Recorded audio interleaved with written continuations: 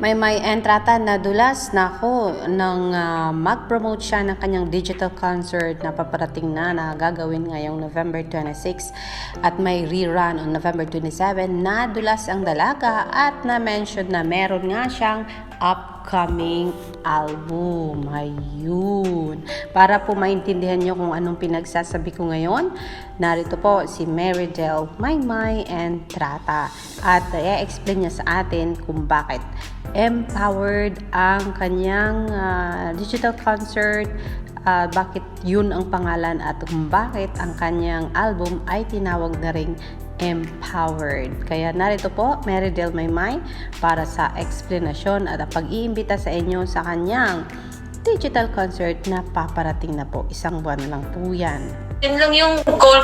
Official na po na mapapanood nyo na rin po ang Empowered. Grabe!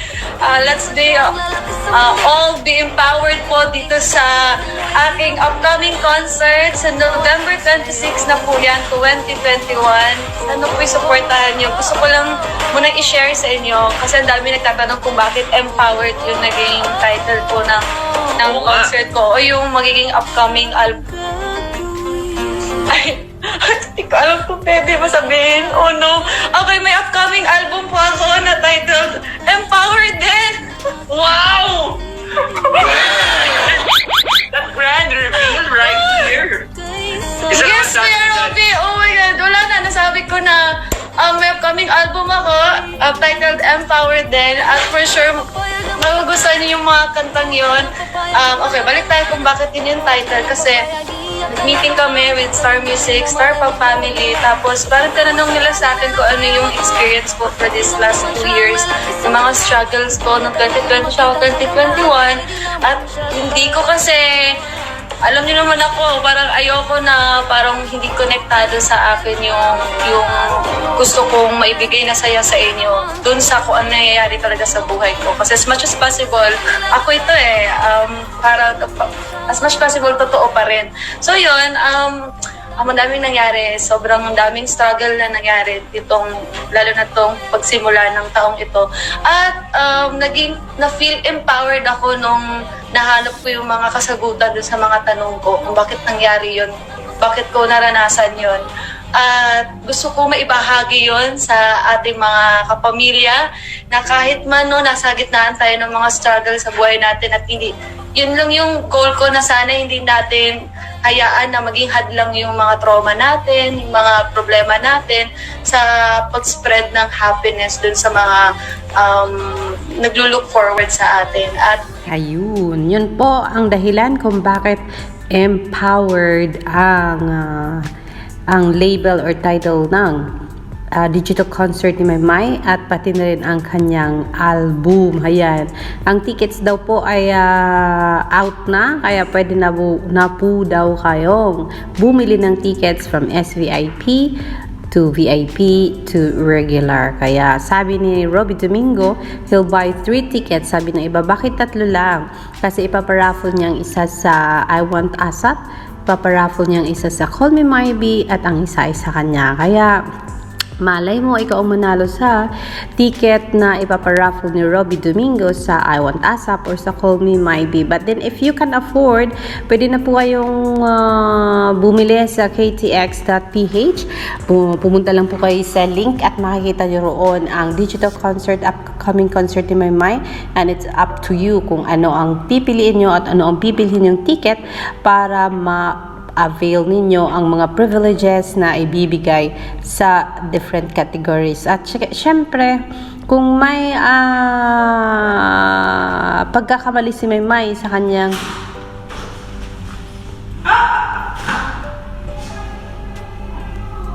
kanyang upcoming album, na kung nagkamali din si Meridel Entrata nung kanyang intro kanina sa tawag dito, I Want ASAP, nung biglang instead na I Want ASAP ang sasabihin, ang nasabi ng dalaga ay this is Robby and this is Maymay.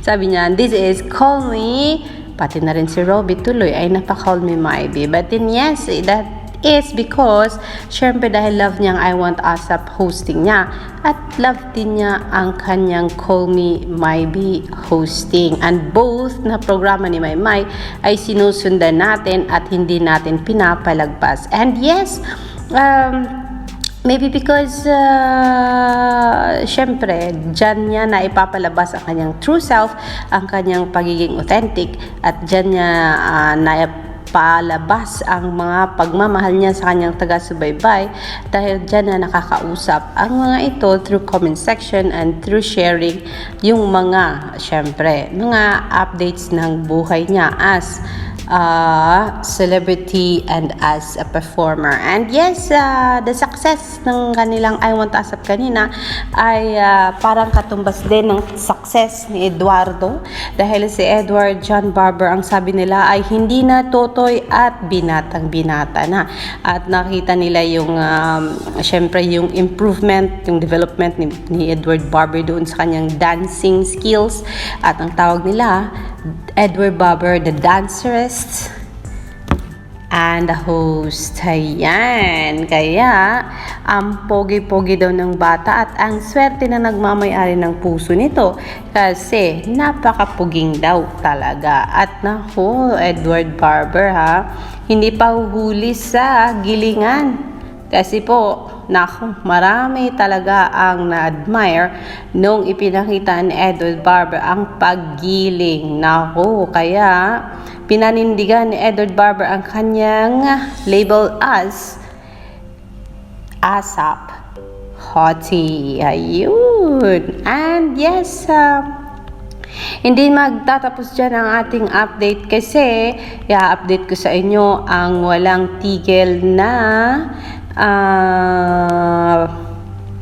diskusyonan about yung pagpapasalamat ni Maymay sa Maydon fans for being there para sa kanya.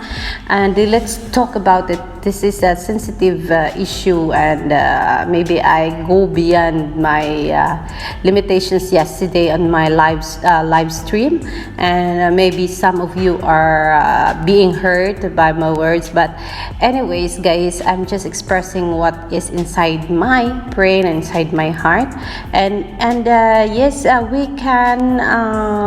I actually created that forum, like that platform, just for you to have an access and for you to share your thoughts on the live stream. But only one person ang sumali sa aking screen, at yun ay si Tams. And yes, but hindi po ako nag-regrets kasi you have to know na hindi man nakapag live stream yung iba, pare-pareho lang din ang feeling nila.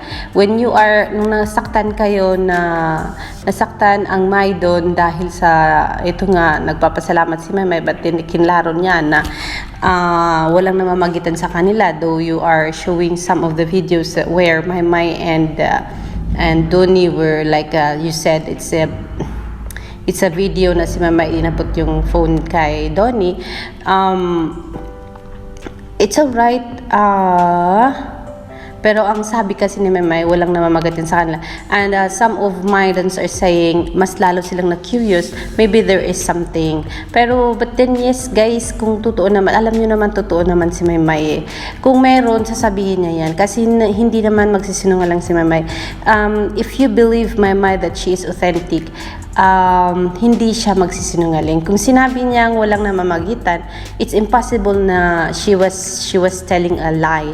Kasi never si Maymay nagtell ng lie. I'm not sure kung may naalala kayo, but we love her because she is authentic and she is true to her words. Kahit na sabi nila, some of my solids are saying they are offended dahil nga like na medyo hindi nila maintindihan kung bakit kailangan si Maymay na naman ang mag-clear ng mga things like this, just like what happened to Edward Barber. But yes, sa ibang banda nagpapasalamat sila kasi syempre kinlaro ni Maymay yung issue, and she is being true. And sabi ng some of them are saying nobody is good enough for Maymay as for this moment.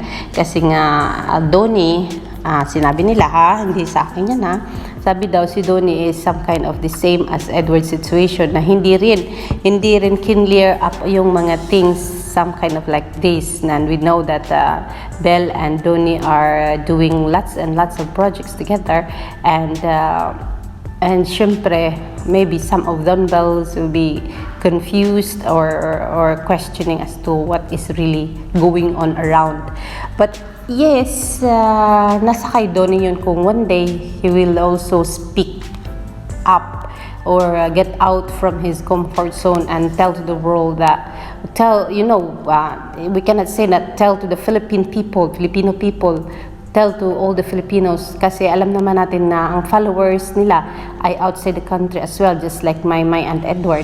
So, kung darating man ang panahon na si Donnie din ay magsasalita about this fandom, so antayin na lang natin. But yes, tama din naman ang May doon na it was not just Maymay who was the host ng show, kasi nandoon din naman si Robbie. So, kung sumuporta man siya, kasi naman alam naman niya yung ang pera na malikom ng Call Me Maybe ay mapupunta sa magandang cause. So maybe that's the reason why sharing his blessings to the world, to the Filipino, kung saan man ito ilalagak ng alam natin ang sabi ni Robbie ay ibibigay niya ito sa mga estudyante or sa mga guro. So, syempre, maybe that was the reason why. And then, if one day explain din na doon yan, and hindi naman kasi yung pagkakawang gawa o pagiging magandang puso ay hindi naman pinipili yan. And to consider na they are all friends. Kaya, wag na nating lagyan ng issue yun. At least, tumulong yung tao. And then, kung gusto nyo ring tumulong, you can do that too. And I know lots and lots and loads of Maydons and Maywards and Solids are giving also some blessings, sharing their blessings to Call Me Maybe, because nakikita ko naman every Call Me Maybe ay nagtatapon kayo ng maraming diamante, maraming Yamashita, maraming sarimanok. Kaya no questions na ang pagmamahal nyo kay Maymay ay talagang lampas sa universe. Kaya ang nangyayari lang naman itong ganitong na-create na mga grupo is dahil gusto nating protektahan si Maymay, and dahil gusto nating mahalin si Maymay, and to keep her always safe from syempre sakit ng loob, from masaktan nga, gamitin ng ibang tao, parang ganun, diba? Naintindihan ko naman yung ninyo. And naintindihan ko naman ang Mayward Flyers, kung nakatapon din sila ng mga salita. Syempre, dinaanan din nila yung pagkakataon na sila din yung nasaktan. At syempre, it was also Maymay and Edward back then na inaway din ng Flyers dahil nga sa mga issues na rin ng back then, balikan lang natin yun, nang dahil doon. Pero right now, they are coming back doon sa fandom, kasi nga alam naman nila na totoo itong dalawang batang ito, at wala silang doubt about the honesty ni Edward at saka ni Maymay Entrata. Pasensya na po sa mga maybe nasaktan ko last live stream ko, and I'm just human being, but then of course just like you, I want also to protect Maymay from hurting, and from bashers who want to drag her down and sa kasiraan ni Maymay. And yes, yun nga, ang sabi ko, at the end of the day, it's always Maymay ang ating priority. So, here I am again. Ako na rin, mag-promote na rin ako ng digital concert ni Maymay, and it's gonna be November 26 and run on November 27. And yes, mag-ipon ba po tayo more ng mga coins natin, kasi digital album, whatever, album, yun, empowered album ni Maymay is really coming. So mangyayari na, it's happening really, and more blessings to this beautiful heart, to Maymay Entrata. And I know how much you love her. I know how much you want to syempre take good care of her and to protect her. Just keep going as long as mahalin ninyo si Maymay just like parang pamilya. Alam ko sobrang pagmamahal nyo kay Maymay na parang pareho sa akin, na parang minimithi natin na parang sana naging anak ko na lang si Maymay, sana maraming Maymay sa mundo, at sana yung mga anak natin ay parang si Maymay na rin. Like, you know what I mean, right? So, yes, yan lang ang ating update. Congratulations, Maymay, sa another wonderful episode ng I Want ASAP. And it was a wonderful time seeing you laughing, smiling at the camera. And Edward Bobber, congratulations, of course, sa masayang pag-perform mo doon sa ASAP natin to. And, yes, syempre, Solids mo at ang Flyers are wishing na more production numbers pa for you, and sabi nila magiging magaling kang dancer kasi inayawan mo noon, pero nakikita nila ngayon kung gaano ka nakagaling sumayaw. And they are saying na may igagaling pa ang isang Edward Bobber, and they are waiting until 25 years old ka na daw, na kung saan magmamature ka na, and magiging poging-pogi ka na, kasi ngayon pogi ka, you will be more gorgeous pagdating ng panahon. Yan lang po ang ating update. Napahaba tayo, and dahil sa explanation nga. And ito nga si Edward Bobber. Naku, landi mo dyan, Dong. Wala akong masabi, yun na lang.